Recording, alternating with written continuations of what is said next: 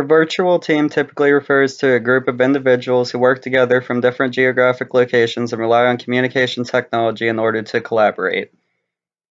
Virtual teams also known as geographically dispersed team, distributed team, and remote team. Virtual teams have become commonplace in companies and an option for employees for the advantages they offer. Employees working in virtual teams have flexibility to manage their time. They can choose how to balance their work and personal lives and also get exposed to cultures from around the world. Employees in virtual teams can have flexible work schedules and create balance between their professional and personal choices while having a career connected to people located anywhere in the world. For companies, virtual teams offer many advantages. Since employees can live anywhere, companies have access to the best and lowest cost global talent. At Sun Microsystems, virtual teams allow them to be closer to their global customers and have access to a larger pool of talent. Virtual teams enabled a global footprint that provided services to customers at any time of the day. Businesses can engage with distant organizations and use resources that are available throughout the world. Additionally, virtual teams can reduce costs for companies and employees. Companies can reduce the amount of office space needed. Virtual team members can work from home and do not need permanently assigned office space. This reduces the overall cost for rent and real estate, utilities, and office equipment. When working from home, employees save time and money by not having to commute to work. Initially, companies moved towards global teams as a way to slash costs, with outsourcing to Asia, Eastern Europe, and Latin America. With the global economy today, more and more companies are relying on geographically dispersed workforce. They build teams that offer the best functional expertise from around the world, combined with deep local knowledge of the most promising markets. All of the advantages of working in virtual teams also present multiple challenges. If these challenges are addressed properly, the virtual team will succeed and the project will be a success. If they are not addressed or even ignored, it could spell disaster. First challenge, time and date. As you can see, when people from all over the world work together, time is obviously not the same.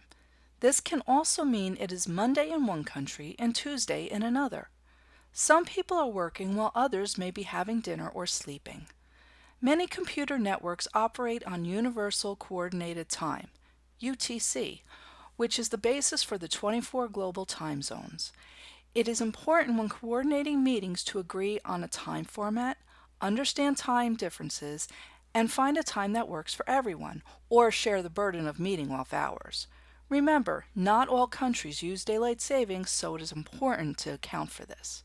Using the 24-hour clock is better than using AM or PM. When working with teams globally, the abbreviated date should always use the international format, which is a variation of year, month, day.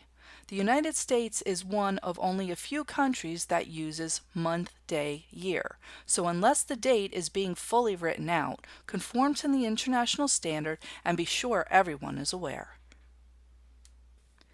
Second challenge, communication.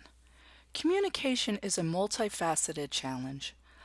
Language and cultural differences play a large part in how people communicate with others, but also how people perceive others are communicating with them. The fluency level of the common language can vary depending on the company or project team. The teammates most familiar with the common language have a tendency to be more in control of meetings and communications, while those less familiar go unheard. There are 3 rules of engagement that can help alleviate this problem. Dial down dominance. The fluent speakers need to respect their teammates. Use simpler words, do not use slang, and slow down the pace.